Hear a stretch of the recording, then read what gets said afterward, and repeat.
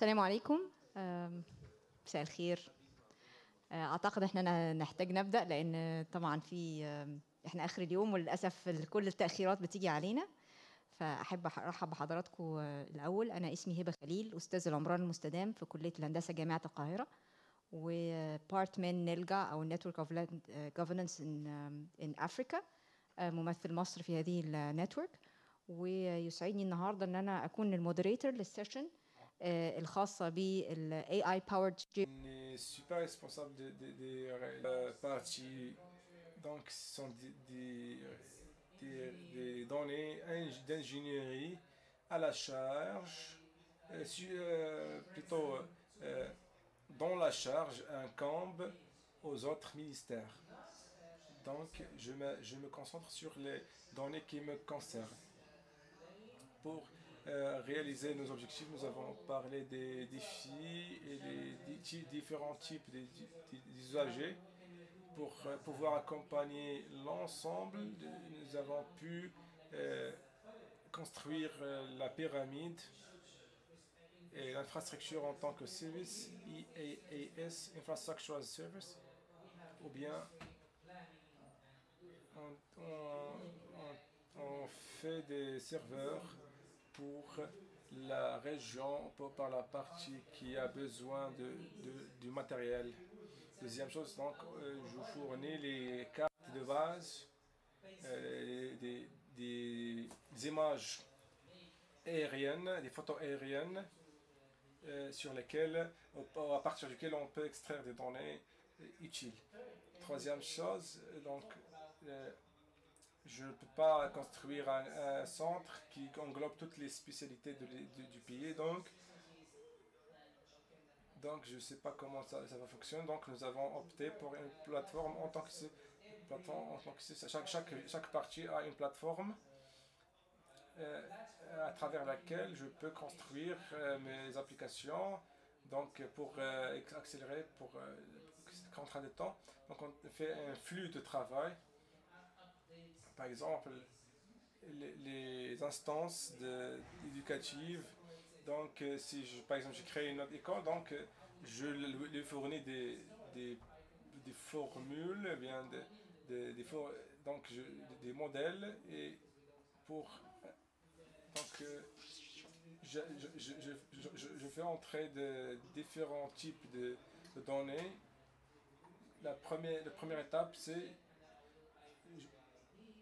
pour établir une école, donc on doit introduire des données. Par exemple,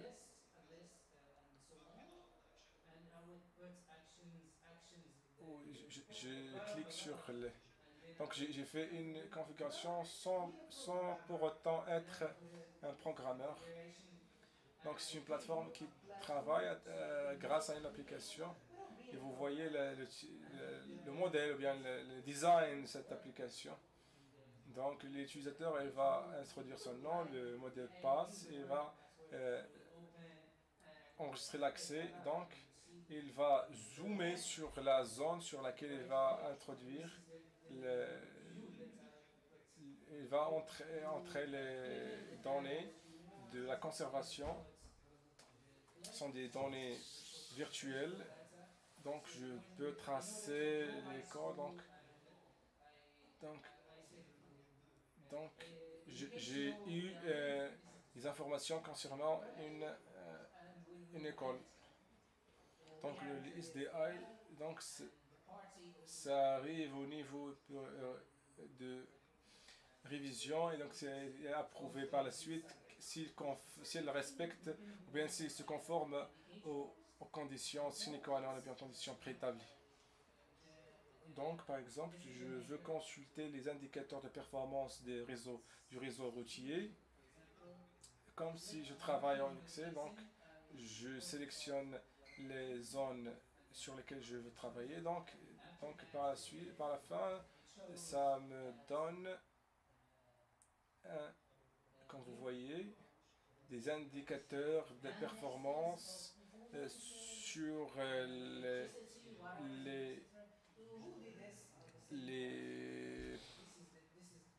maintenance apportée par les parties compétentes.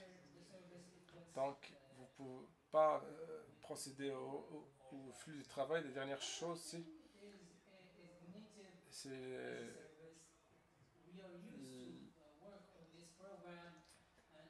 natif en tant que service. Je peux télécharger le programme en tant que SDI. Si je veux ouvrir une page et utiliser pour le traitement des images en tant que disque ou bien l'expérience humaine en tant que service, il y a plus de 40 experts dans ces agences. Donc les premiers étages, c'est l'établissement, c'est l'objectif, c'est la construction du centre et aussi la mise en œuvre de la base de données géospatiale. La deuxième, c'est l'expansion et l'augmentation de la participation des parties, ou bien l'assiette de participation des parties. La dernière phase, c'est la prestation des services. Et par exemple, j'inclus les universités, les écoles, le secteur privé, ou bien un système de financement. Si quelqu'un a besoin de services de l'établissement de services civils, donc il peut consulter la plateforme.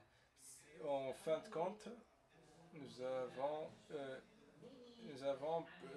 un ensemble de centres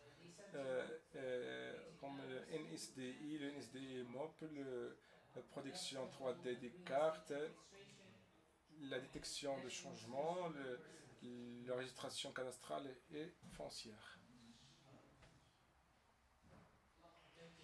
Merci, merci. Merci. On va parler sur sur le NSDI, la carte. Le chef du secteur de cartographie avec une expérience de plus de 30 ans dans plusieurs régions de l'Égypte.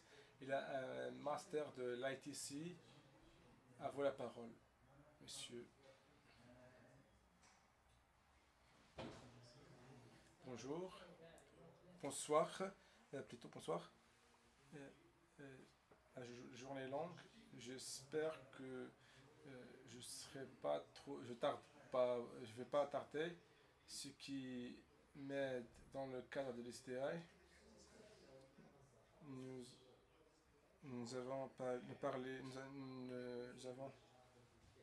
parlé de sujet d'ST. Au début, nous travaillions sur le problème de SDI. Donc, il y avait beaucoup d'entités qui travaillaient sur la cartographie. Il n'y a pas un standard normalisé.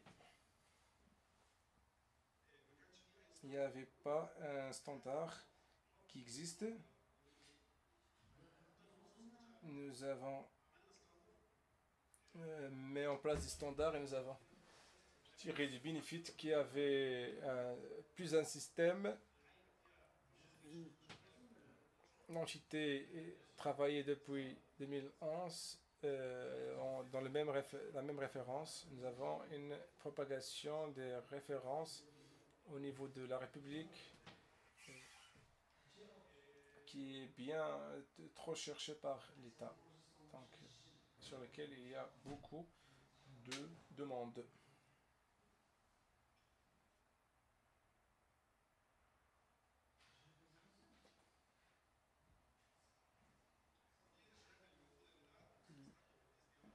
Les raisons pour lesquelles on utilise les STI, les systèmes digitaux, les spécificités. Donc, le docteur Ayman était avec nous en commission. Il y avait plusieurs parties prenantes, la conservation militaire et aussi la cartographie, Nous avons travaillé tous ensemble en Égypte, soit pour l'expansion de la contenance, ou bien de la superficie. Et nous avons travaillé sur la production des cartes, on travaille sur le même objectif pour qu'il y ait une intégration entre les données.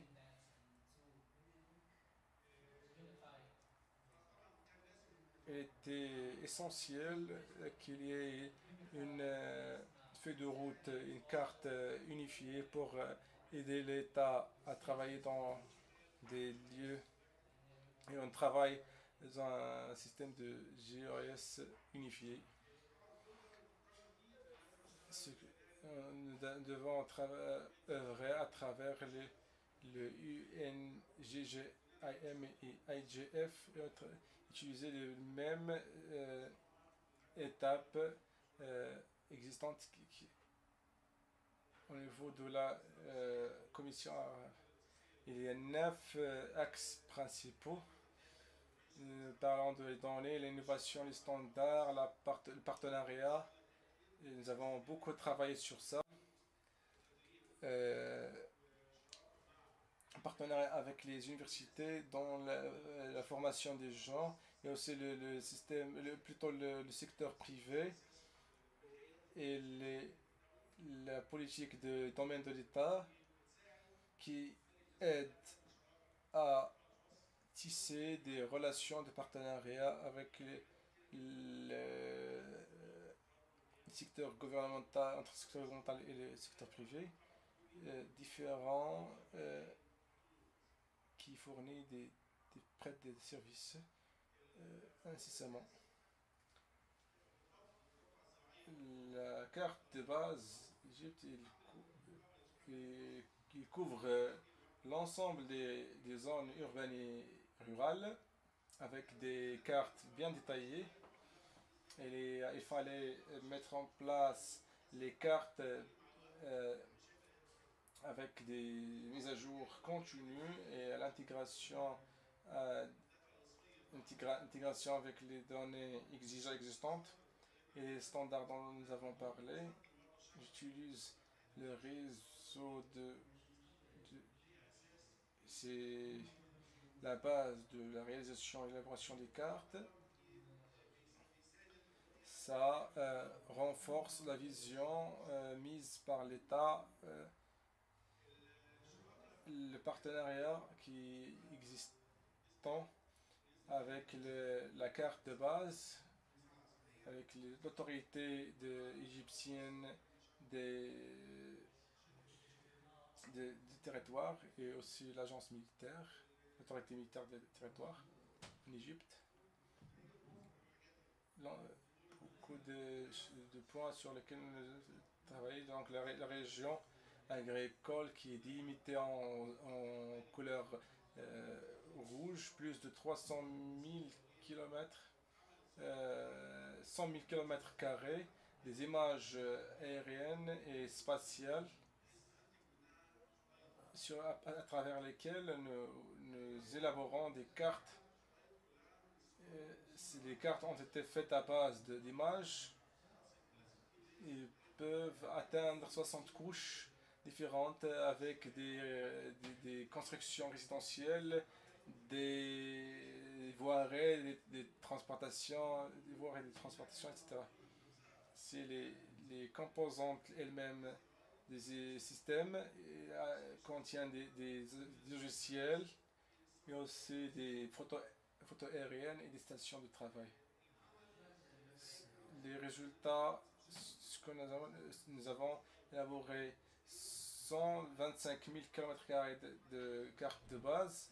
La première phase, c'est 49 000 km², la deuxième phase 25 000 km² et la troisième 50 000 et la première.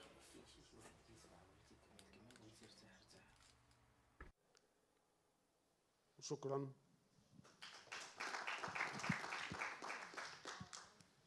شكرا باشمهندس طارق برضه للالتزام بالوقت. Now we move to engineer Jean Daniel.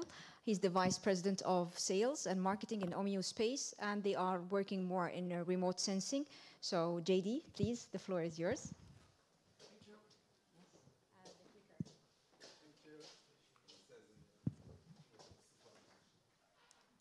I'm going to show you nice pictures because this is what we do. Okay. So my name is. Je m'appelle.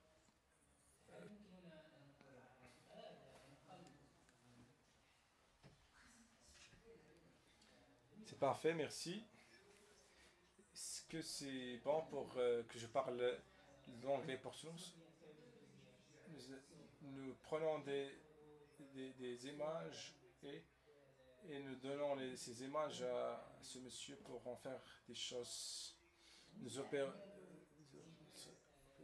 opérons sans satellite pour prendre des images, pour élaborer des cartes ou bien pour les renseignements et pour prendre des photos. Nous faisons 30 cm à 5 cm. À 50 cm, je vais me concentrer sur 50 mètres, c'est ce qui est applicable dans l'élaboration des cartes. C'est une image de Frevensalh.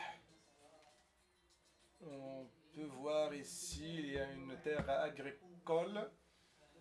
50 cm, c'est ce qu'on peut extraire de 50 cm. Vous pouvez voir des voiries, des constructions, des lignes sur la route avec les Edge Pro. Je remercie Edge Pro.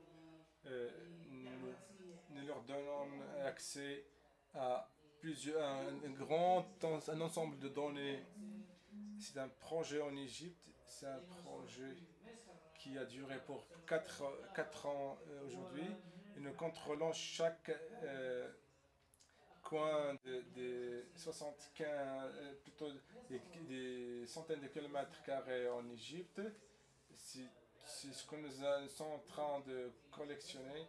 Nous mettons la lumière sur la concentration, la focalisation sur le Nil, le delta du Nil.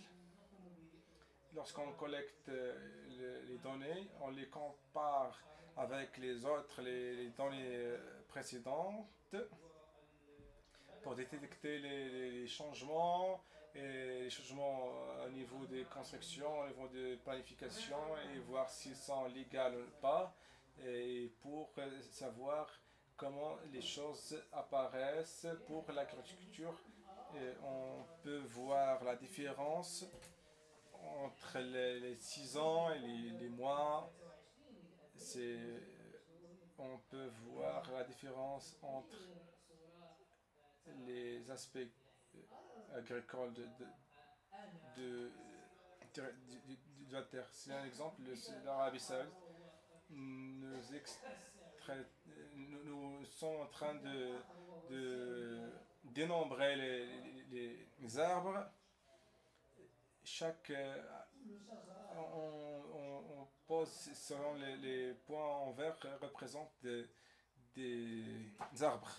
Comment on peut procéder à ça? Parce que nous avons accès à des constellations très spécifiques.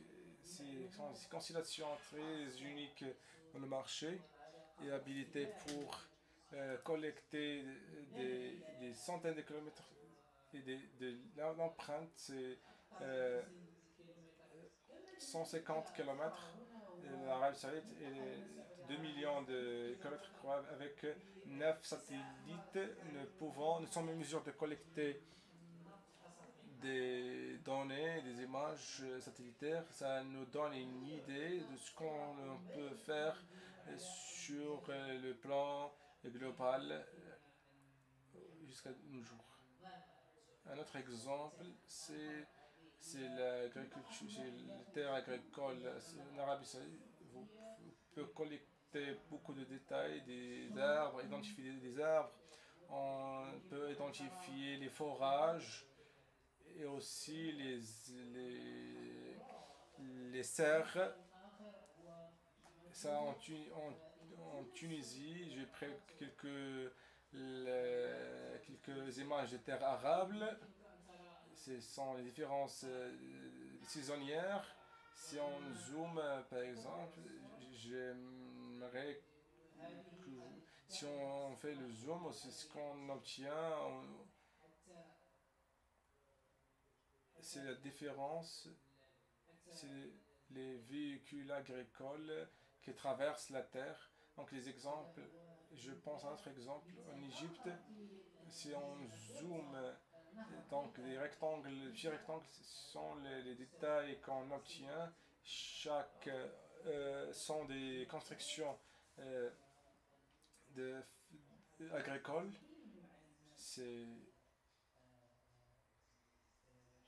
Nous avons des bâches. Nous constatons qu'il y a des bâches. L'image finale, c'est si en Irak, on peut voir aussi, si on zoome, cette parcelle de terrain. On peut voir la route et toute partie de terrain. L'image dernière, j'aimerais vous montrer pour détection. Lorsqu'on prend une image dans des dates différentes, on peut appeler l'IA pour nous détecter les différences. Nous appelons l'IA pour définir les nouvelles constructions et comme on voit donc la différence, c'est comme vous voyez des nouvelles constructions ou bien du forage et tous les changements apportés au terrain. Et tous les changements apportés au terrain. Merci beaucoup, merci beaucoup.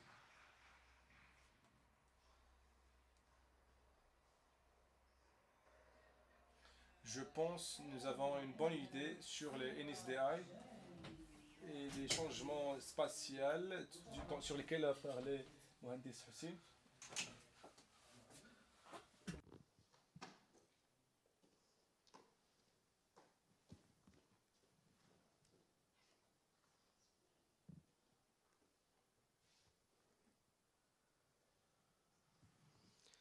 تمام.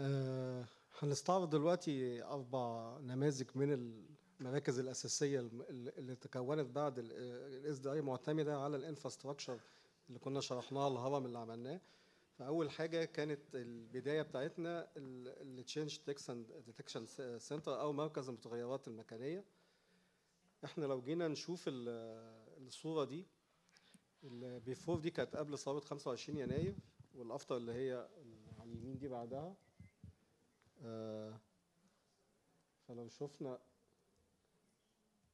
باين قوي ايه المباني كلها اللي ما كانتش موجوده في الفتره اللي قبلها.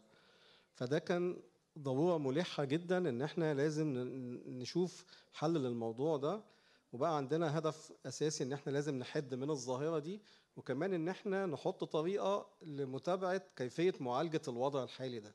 مش ان احنا خلاص الوضع بقى قائم ففي طرق لمعالجته وفي طرق تانية ان احنا نحد منه. فده كان الاساس لانشاء مركز المتغيرات المكانيه.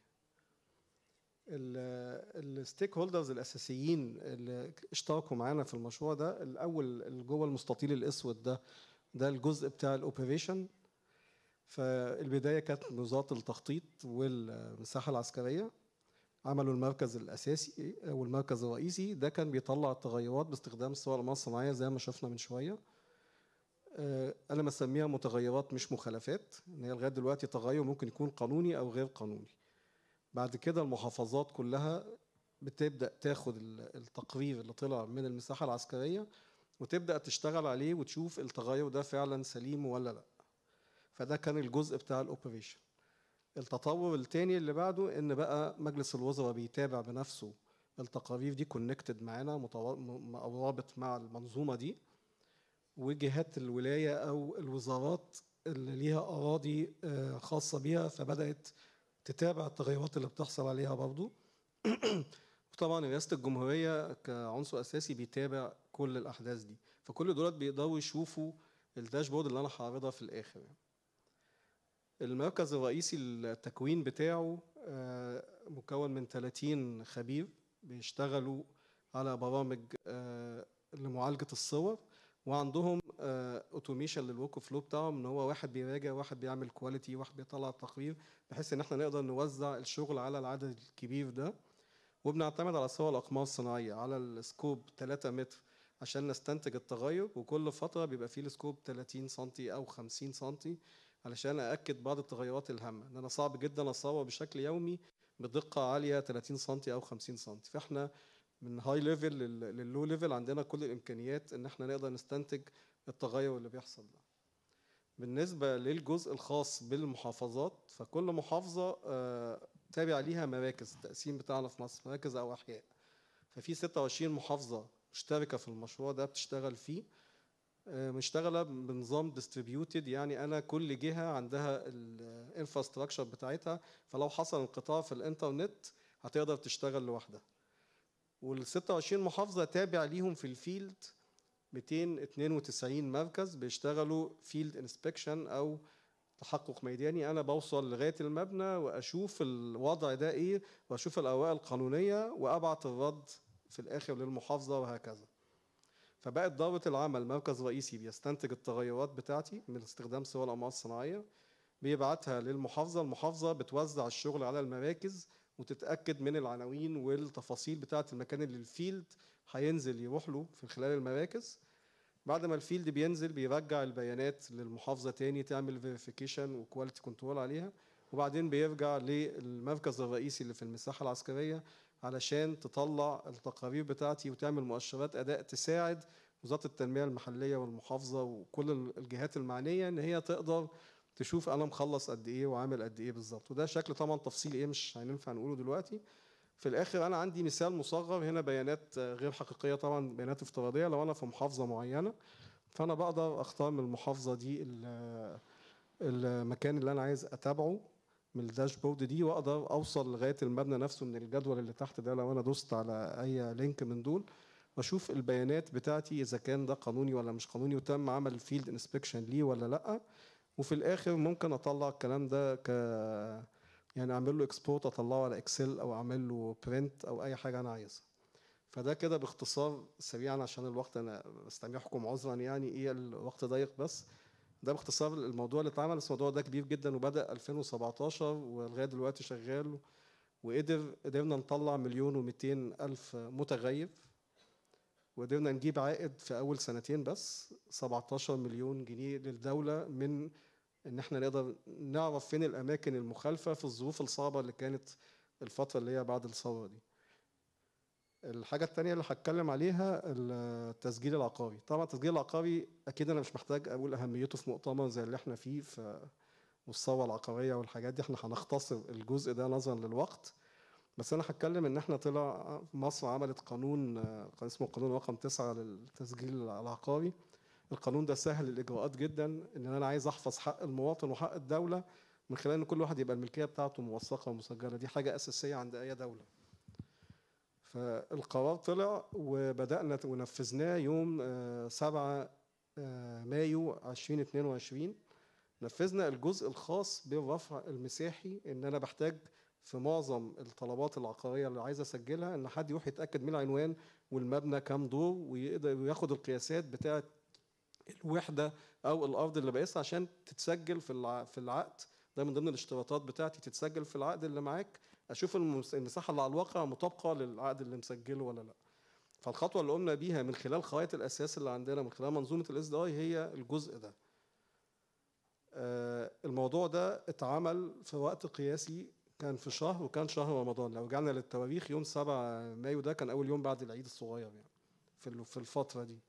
ده بسبب الانفراستراكشر والهرم اللي كنا عاملينه في الاس دي اي. فاحنا قدرنا بسرعه ان احنا نعمل زي ما قلنا الابلكيشنز من غير ما يكون الموضوع مجهد ومحتاج امبلمنتيشن، او محتاج نسميها ايه، مبرمجين كتار يقدروا يعملوا الموضوع ده. الاهداف بتاعتنا كانت تنظيم الموضوع الرفع المساحي، وان احنا نعمله بسرعه ونقدر نعمله بتكنولوجي اسرع. لو جينا نشوف الستيك هولدرز، اول حاجه المواطن. فهنا المواطن بدأ يدخل معايا انه بياخد خدمه ولو بسيطه من المنظومه دي. ووزاره التخطيط، اداره المساحه العسكريه، طبعا هيئه المساحه العامه، الهيئه المصريه العامه للمساحه، اسف، دولت الثلاث عناصر الاساسيه اللي هي خاصه بال، يعني نقول ايه، الرفع، ضمان ان الرفع المساحي يكون جيد، والمواصفات وان هم يتعاملوا مع الجمهور. يعني مثلا وزاره التخطيط عندها 200 اكتر من 290 مركز تكنولوجي لاستقبال المواطنين عشان يقولوا احنا عايزين نعمل عمليه الرفع المساحي ده. الهيئه المصريه العامه للمساحه احد ادوارها ان تطمن ان الارض دي او الوحده دي جوه القطعه الفلانيه صح، في الحوض الفلاني صح. بعد كده بيبدا دور القطاع الخاص. دور القطاع الخاص ان هو يعمل عمليه الرفع المساحي. في حوالي 18 شركة تحت ايجيبو أو متعاونين آسف مع ايجيبو علشان نقوم بالعملية دي. وعندنا 232 مكتب أو مأمورية شهر عقاري، دول بيستلموا إلكتروني نتيجة الرفع ده علشان نضمن الحوكمة بتاعة عملية الرفع ده. دي ضربة العمل أنا هقولها بسرعة طبعا عشان نقدر نشرح كل ده. الأول أنا ببقى عايز أسجل العقار بتاعي، فمن ضمن الطلبات ان يكون معايا شهاده اسمها شهاده الرفع المساحي. بدخل على البوابه الالكترونيه دي او بروح المركز التكنولوجي. لما بروح المركز التكنولوجي كمواطن بيبدا بعمل حساب، او يعني انا ممكن اعمله على البوابه او الموظف يعمله لي، وببدا ادخل البيانات بتاعتي اذا كان عندي عقار او اكتر، فانا بقى ليا اكونت او حساب اقدر من خلاله اشوف الطلبات بتاعتي. وبحدد انا هدفع الفلوس ازاي. طبعا ما فيش اي موظف في كل دوره العمل بياخد اي مبلغ مالي في ايده، ده من ضمن عناصر الحوكمه المطلوبه. هو بندفع يا اما بفيزا او مثلا من خلال فوري. بعد كده المساحه العسكريه والهيئه المصريه العامه للمساحه بيقوموا بدور بقى ايه، توزيع الطلبات اللي المواطنين قدموها على الشركات اللي احنا قلنا ان هي تقوم تعمل الرفع المساحي ده حسب النطاق الجغرافي. كل شركه واخده زون معينه عشان نضمن توحيد الشغل بتاع المواصفات الرفع والحاجات دي. الشركه بتتواصل مع المواطن، احنا هنجي لك في اليوم الفلاني، انت موجود ولا لا، وهتستقبل الطاقم وتتاكد ان هو ده الطاقم بتاعك، وتبدا تعمل عمليه الرفع المساحي زي ما احنا هنشوف هنا. ده الطقم راح. حضرتك احنا بنشتغل عقاري، كنت طالب ناس تدفع من البيت. وتاكد يعمل سكان الكيو ار كود بتاعه ويتاكد فعلا الشخص ده هو اللي احنا كلمناه قدامه بالتليفون عليه. وبعد كده يبدا من خلال تابلت وجهاز متوصل فيه بلوتوث يبدا ياخد القياسات بتاعته، فبترسم اوتوماتيك. بعد كده المواطن بيستلم الشهاده دي بعد ما تتراجع من المساحه العسكريه، بتتشحن له لغايه المكان اللي هو فيه، ويروح الشهر العقاري يقدم المستند ده من ضمن المستندات زي الاصل، العقد والكهرباء، الحاجات دي. والشهر العقاري بيبدا يمشي باجراءاته القانونيه ويتاكد من وزاره التخطيط من خلال الحوكمه، اداره الحوكمه بتاعه الاراضي، ان هي مش جوه ارض تابعه للدوله، او الوحده دي فعلا مش جوه ارض تابعه للدوله. ده كونفirmation تاني، لان كل البيانات متوصله مع بعض من خلال الاس دي اي. في الاخر طبعا يبقى عندهم داشبورد يقدروا يشوفوا لكل مبنى التفاصيل بتاعته. هسكيب بقى الحته دي معلش علشان ايه. المهم احنا عندنا حاليا 170,700 طلب في السنتين اللي فاتوا. دول طلبات تم تقديمها ورفعها. العدد ده كبير جدا بالنسبه للي كان بيحصل قبل صدور القانون ده.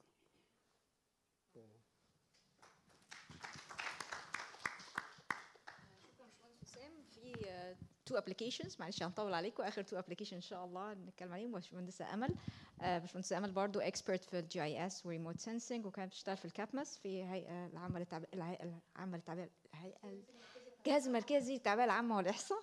وبليز اتفضلي حضرتك.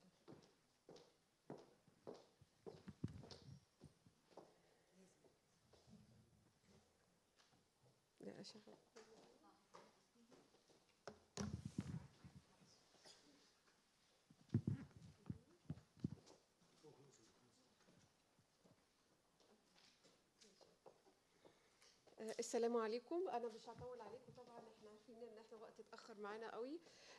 استكمالا للمشاريع القائمه على وجود منظومه زي منظومه الاس دي اي، في مشروعين مهمين كده هتكلم عليهم. وحاليا المشروعين دولت في الرننج اوبريشن. اول مشروع وده مشروع مهم قوي اللي هو حصر الثروة العقارية. الدولة أو الحكومة المصرية شغالة على مبادرة الحصر الثروة العقارية، واحنا عارفين طبعا أهمية حصر الثروة العقارية ومن تقنين والحفاظ على الملكية، سواء الملكية الخاصة أو الملكية العامة. لإجراء عملية الحصر ده في 2 أو بندين أساسيين لازم يتموا علشان نقدر نعمل الحصر ده. أول بند اللي هو إنشاء رقم عقاري موحد لا يتكرر. الحاجة الثانية إن هو ينشأ نظام عنونة قياسي طبقا للمواصفات العالمية مع ايزو 19160. طبعا أهمية العنونة معروفة إن هي عامل أساسي أو العمود الأساسي في أي بنية تحتية مكانية، لأن هي دي عن طريقها الحكومة بتقدر تقدم الخدمات للمواطنين، سواء خدمات حكومية أو حتى الخدمات الإلكترونية. وطبعا وجود عنوان واضح ومحدد للمباني والمنشآت والطرق، ده من خلال إنشاء رقم أو معرف وحيد لكل عقار. العقار ده سواء قطعة أرض أو مبنى أو وحدة أو طريق. علشان تقوم المنظومة ديت طبعا كانت في مجموعة من الصعوبات والتحديات اللي قابلتنا، منها على سبيل المثال الاختلاف في التقسيم الإداري. وهنشوف هنا على الخريطة دي ده مثال لحد إداري لقرية العرقية في محافظة المنوفية. هنا في 4 حدود مختلفة لنفس القرية، حد من المساحة هيئة المساحة، حد من هيئة التخطيط العمراني، في حد ثالث من الجهاز العام للتعبئة العامة والإحصاء، ولا حد فيهم منطبق مع الحد الثاني. دي أول مشكلة. المشكلة الثانية إن في أكتر من مصدر للتقسيم الإداري في الدولة. في تقسيم حاجة اسمها التقسيم الشرطي اللي هي الأقسام والشيخات، وده المصدر بتاع وزارة الداخلية. وفي تقسيم تاني محليات اللي هي القرى والمراكز، وده المصدر بتاع وزارة التنمية المحلية. من المشاكل التانية تكرار أسامي الشوارع بطريقة عشوائية جدا. الخريطة دي بتبين في منطقة في العمرانية في محافظة الجيزة، اللون الأحمر ده شارع باسم شارع السلام، متكرر أكتر من مرة في نفس المنطقة.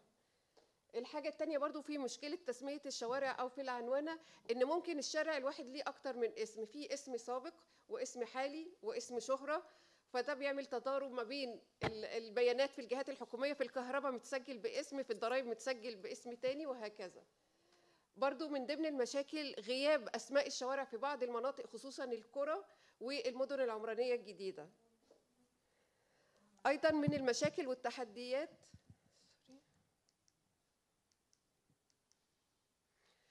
الأرقام التنظيمية للمباني موجودة في بعض المناطق ومناطق تانية لأ، أو لو موجودة ممكن بيكون فيها برضو عدم ترتيب وعشوائية ومفيش نظام محدد ليها. وخصوصا لما يكون في تجمعات سكنية أو الكومباوند السكني، الشركة العقارية اللي بتقوم بتنفيذ هذا المجمع السكني هي بترقم المباني بالطريقة الخاصة بتاعتها. عشان كده كان مهم جدا ان يتعمل الإطار ده خاص بالتوحيد لإدارة وتسجيل الأراضي والعقارات، اللي هو يبقى فيه نظام موحد بيعالج مع مشاكل تكرار العناوين أو العشوائية بتاعتها. بتمكن من ان هي تربط العنوان العقار او تحسن الربط ما بين الجهات الحكوميه، فبالتالي تقدر تحسن الخدمات اللي بتقدم للمواطن. ايضا بتوفير بيانات دقيقه ممكن تستخدم في الخدمات الالكترونيه والتجاره الالكترونيه، ودي طبعا هي الشائعه حاليا دلوقتي. علشان كده، علشان كل العوامل ديت، صدر قرار من رئاسة الوزراء بسنة 2020، قرار رقم 2466. القرار ده صدر بتحديد لجان، 6 لجان من الشركات من الوزارات والهيئات الحكومية. وظيفة اللجان ديت هي تحط إطار أو نظام لإنشاء الرقم العقاري الموحد وتوحيد العنوانة أو وضع نظام قياسي للعنوانة. اهم اللجان ديت اللجنه الاولى اللي هي لجنه العنونه والترقيم، ودي كانت برئاسه الجهاز المركزي للتعبئه العامه والاحصاء. اللجنه الثانيه لجنه التشريعات، دي برئاسه وزاره العدل. اللجنه الثالثه اللي هي اللجنه الفنيه لتنفيذ هذا الرقم، وده برئاسه وزاره الاتصالات وتكنولوجيا المعلومات. اللجنه الاولى اللي هي اهم لجنه، اللي هي ازاي تحط النظام العنونه وازاي تعمل رقم عقاري. ده كان بيتكون من اكتر من 20 وزاره وهيئه حكوميه زي وزاره التخطيط، وزاره الاسكان، وزاره الدفاع متمثله في اداره المساحه العسكريه، وزاره الري متمثله في هيئه المساحه المصريه، وايضا برضو الجهات الاكاديميه زي جامعه القاهره. كان أول حاجة قامت بيها اللجنة إنها تدرس التجارب العملية وتشوف السيستمز اللي هي ممكن موجود تتعمل أو تكرر في الدول زي الاتحاد الأوروبي أو أمريكا أو كندا. تمام. ووصلت إن من التجارب ديت إن هي شافت أشكال مختلفة من الأساليب لتحديد الأرقام. كان من أهمها هو تحديد، أو بعض الجهات أو بعض الدول بتستخدم حاجة اسمها Universal Unify أو Unique ID.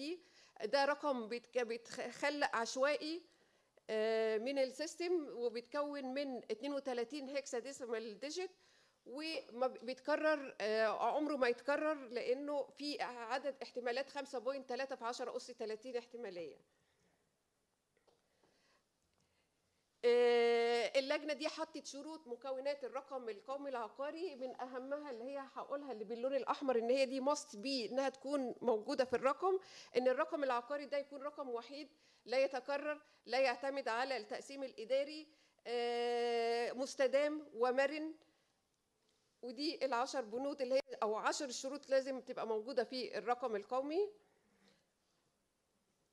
معلش. اتحط في بعد الاقتراحات ديت، قدمت الجهات فيه 4 سيناريوهات للشكل الرقم العقاري. أول سيناريو كان مقدم من إدارة المساحة العسكرية، وهو بيمثل سراج كود، وده شبيه بالرقم الرقم UUID اللي احنا قلنا عليه. الاقتراح الثاني وهو كان مقدم من الجهاز المركزي للتعبئة العامة والإحصاء، وده كان عبارة عن رقم مكاني بينتج من تقسيم شبكي للجمهورية، بيبدأ من 100 كيلو متر 100 في 100 كيلو متر مربع لغاية ما يوصل ل1 متر في 1 متر. الاقتراح الثالث هو تقسيم أو مزج بين تقسيم شبكي بيوصل لغاية 100 متر في 100 متر، وبعدين جوه التقسيم الشبكي بيتم سريالة الأرقام أو سريالة المباني جوه المربع السكني ده. الاقتراح الرابع دوت ان هو كان الاحداثي الجغرافي للعقار، ويتعمل كومباينيشن بين الاكس والواي بالطريقه اللي هي موجوده على الشكل قصادكم. ال4 سيناريوهات دي تم الاتفاق على اختيار المقترح بتاع وزاره الاتصالات، اللي بيتكون مزيج ما بين التقسيم الشبكي والتسلسل الرقمي، وده التول بتاعه وصل ل 18 ديجيت. واخيرا من خلال الاداره او من خلال المنظومه بتاعه الSDI تم ربط المنظومه او قاعده البيانات الجيومكانيه بالرقم اللي هو اوريدي السراج كود موجود في خريطه الاساس، والرقم المكاني اللي هو المقترح بتاع الجهاز المركزي للتعبئه العامه والاحصاء، والرقم البريدي مع هيئه البريد المصريه. كل ده اتسجل مع نفس قاعده البيانات المكانيه. ايه الكرنت سيتويشن بقى دلوقتي؟ ان هو خلاص تم تخليق شكل الرقم القومي العقاري. الحاجه الثانيه ان وزاره العدل حطت التشريعات اللي هيتم على اساسها تنفيذ ومطابقه الرقم القومي العقاري. ثالث حاجه واللي بتحصل حاليا دلوقتي ان وزاره الاتصالات بتعمل جينيريشن للرقم باستخدام خرائط الاساس لكل مبنى وكل قطعه ارض وكل طريق. اخر حاجه بقى بعد ما الرقم العقاري يخلص على مستوى كل حضر او تخليقه على مستوى الجمهوريه، هيطبع هذا الرقم على اللوحه المعدنيه ديت. ده مقترح شكلها، ده هيبقى كل مبنى عليه الرقم دوت وسكان وكود بار يقدر يعمل له سكان فيطلع له الرقم القومي ويطلع له العنوان ويطلع له الرقم البريدي.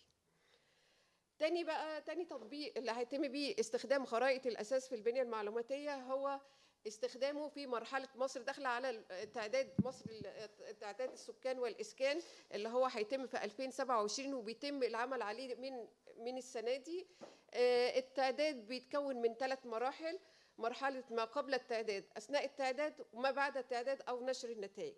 ال3 مراحل دول سيتم ربطهم بمنظومة ال SDI واستخدام خرائط الأساس في ال3 مراحل.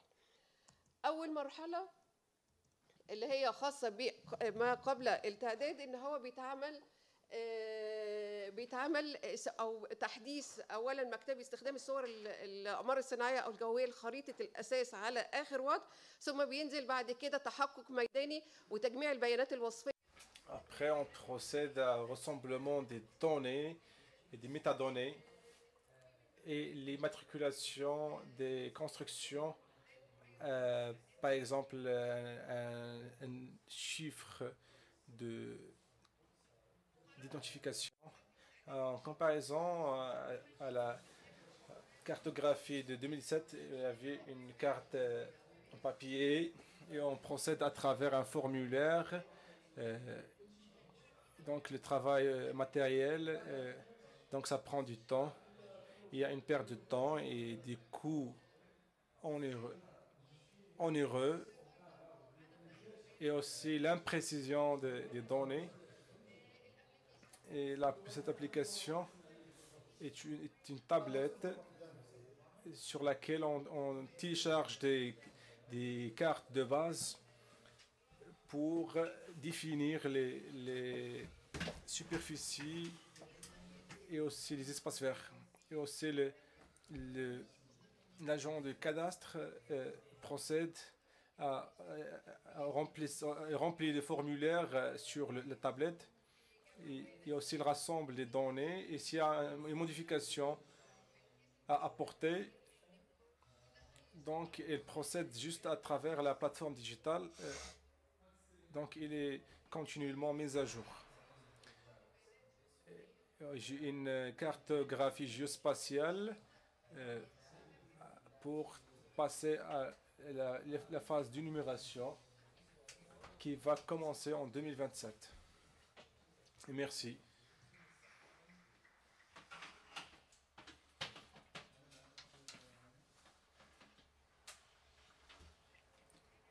La dernière chose, c'est qu'on va vous exposer une vidéo sur le cadre pour les NSDI à travers le ministère de planification.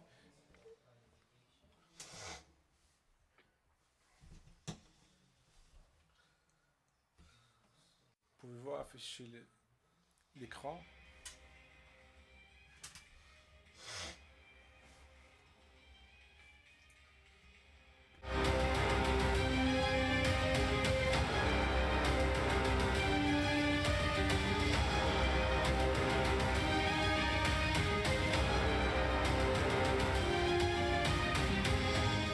في الفترة الأخيرة Dans la phase dernière, le monde a vécu une transformation technologique très importante qui a contribué positivement à l'amélioration de la vie des citoyens et qui accompagne la transformation digitale mondiale et la vision 2030 et ses moyens de mise en œuvre, tout ce qui va avec les moyens de disposition. Et sous la supervision de son Excellence, le président Abdel Fattah Sisi, nous sommes en train de se transformer pour un monde digital où les Égyptiens jouissent des opportunités équitables basées sur des directives politiques. C'est la promotion des services et prestations des services en faveur des citoyens dans l'État, et pour que cette campagne continue au niveau de la République, donc nous avons œuvré à l'arrache-pied pour réaliser une digitalisation avancée. À partir de cette À partir de là, nous avons commencé notre voyage pour atteindre et pour réaliser un système d'information intégral qui englobe les applications, différentes applications et l'usage des différents standards internationaux. Et depuis lors, cette plateforme visait à réaliser et à traduire ces exploits sur le terrain et pour fournir ces données aux entités gouvernementales et aussi au secteur public, privé et aux citoyens dans un cadre participatif. Les résultats étaient comme suit, c'est fournir des services et prêter des services, et aussi l'usage à bon escient des données et faciliter l'échange de données, aussi résoudre la dualité des applications et le soutien de systèmes de planification et aider à la décision, et aussi l'amélioration du développement et la célérité de coordination entre les différentes parties prenantes. Les systèmes d'infrastructure informationnelle géospatiale et aussi le Centre national de l'infrastructure informationnelle spatiale et le Centre des modifications spatiales. C'est un produit fructueux de ce nous sommes en train de vivre, de le monde qui englobe toutes les compétences demandées de nos jours. Le Centre national de l'infrastructure informationnelle spatiale, réalisation et design dans les limites, dans les frontières de l'État, qui permet l'usage des images et les cartes de base pour... ça a été réalisé en temps record et qui permet de réaliser des indicateurs, des applications pour soutenir la prise de décision. Le centre des variables ou bien des changements spatiaux, au mois de juillet 2017 a été créé ce centre.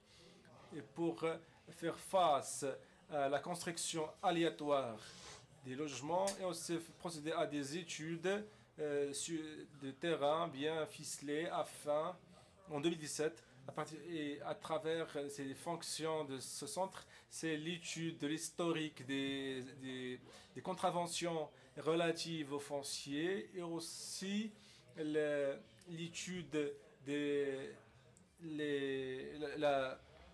l'inviolabilité des terrains, surtout au niveau du littoral.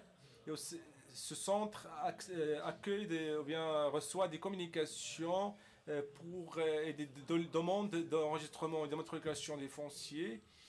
Et il aide aussi pour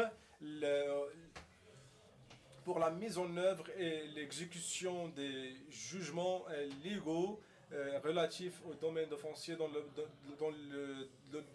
contexte des litiges sur le terrain et d'autres affaires similaires.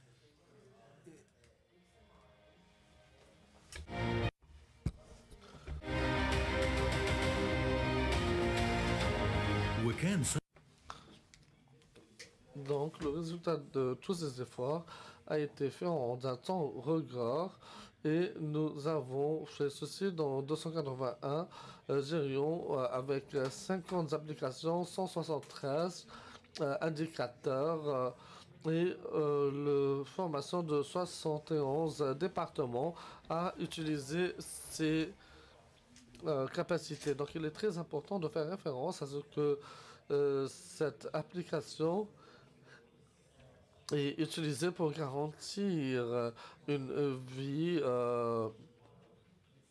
pleine, honorable pour nos citoyens et permet également de faire le suivi de l'agriculture pour garantir une suffisance alimentaire, une sécurité alimentaire.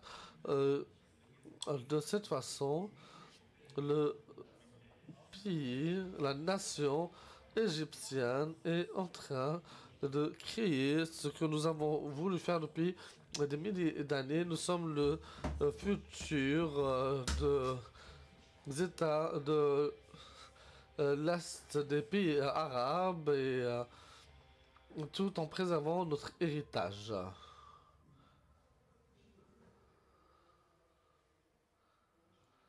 Donc merci infiniment d'être resté jusqu'à la fin.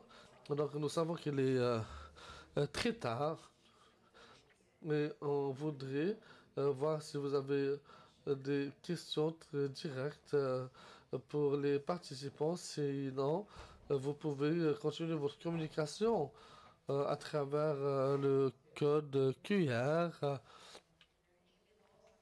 Si vous voulez avoir plus d'informations sur ces informations, sur cette base de données, donc c'est le travail de plusieurs années qui a été fait très rapidement. Et demain sera une très belle journée. On commence une très belle journée demain, Inch'Allah.